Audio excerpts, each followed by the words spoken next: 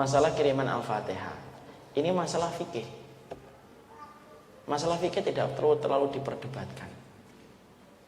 Ya, kalau saya mengambil pendapat bahwasanya tentang masalah itu, saya mengambil pendapatnya beberapa ulama bahwasanya mengirimkan surat Al-Quran kepada yang meninggal dunia itu termasuk salah satu amalan yang tidak dijelaskan Rasulullah. Kalau membadalkan haji memang ada dalilnya. Kalau membadalkan umrah ada dalilnya. Kalau kemudian bersedekah atas nama mayit ada dalilnya. Ada penjelasannya langsung dari Nabi. Tapi kalau mengirimkan maka tidak mendapatkan kabar itu dari Rasulullah. Tapi ulama ada yang mengabarkan bahwasanya itu nyampe. Iya, salah satunya Imam Ahmad. Ini masalah fikih. Dan selalu saya mengulang-ulang kalau sudah masalah fikih itu apa? Kaidah yang selalu saya pakai. Fikih itu luas. Yang sempit itu kontrakan kita.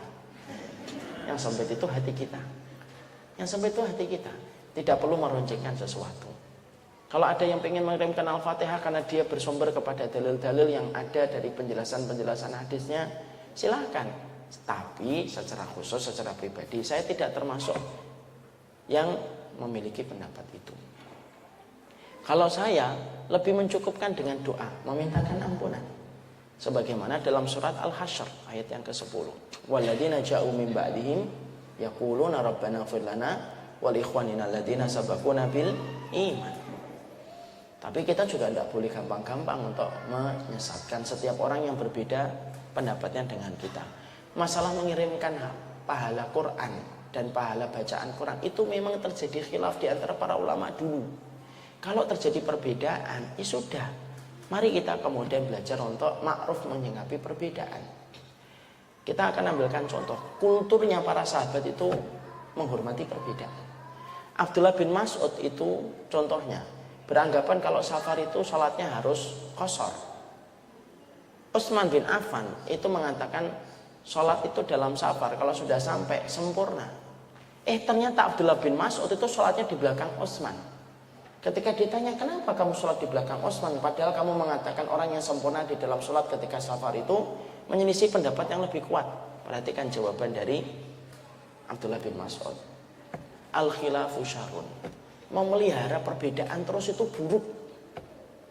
Artinya kita sikapi dengan sikap yang baik. Ya, makanya kalau kita nanti terus memperdebatkan masalah-masalah yang semacam ini, banyak perkara-perkara besar yang nanti akhirnya tergeser prioritas kita. Masih membicarakan kunut terus saja. Nah, kapan kemudian kita akan membicarakan tentang agama Allah? Selama itu ada perbedaan para ulama. Kalau tidak ada perbedaan para ulama, ya jangan katakan ada perbedaan. Contoh, yaitu adalah tentang masalah apa ya, yang tidak ada perbedaan. Masalah kemudian niup lilin ketika ulang tahun, kan tidak ada contohnya. Jangan mengatakan tiup lilin. Nah ini terjadi perbedaan para ulama. Nah, ulama siapa? Kan tidak ada. Ada nggak Imam Syafi'i? Nggak ada. Kalau tidak ada, katakan tidak ada.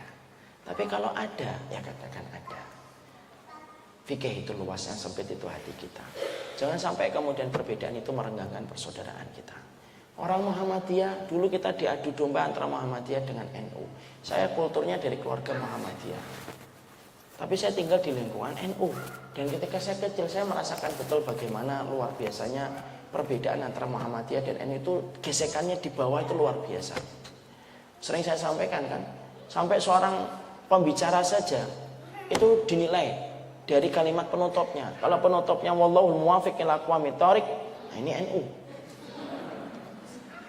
Nah tadi beliau tadi, masya Allah ya bapak-bapak tadi saya tungguin. Wallahu a'lam bishawab, nah ini MD.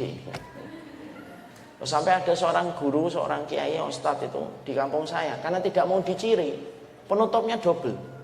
Wallahul muwaffiq ila aqwamit thoriq, wallahu a'lam bishawab. Orang mikir ini MD NU. Masuk kayak gitu kita pertahankan. Nanti kalau kita bertengkar terus, anak-anak kita nanti ngomong, bapakmu kalau ngaji sama ustadz itu, bapakku kalau ngaji sama ustadz itu dua-duanya kalau ketemu tidak ngobrol. Terus nanti kalau kita gede tidak usah ngaji. Daripada kalau ngaji nanti bertengkar, rukun-rukun aja tidak usah ngaji. Walaupun itu baru ilustrasi, bisa nggak terjadi? Bisa. wasallam. Paham?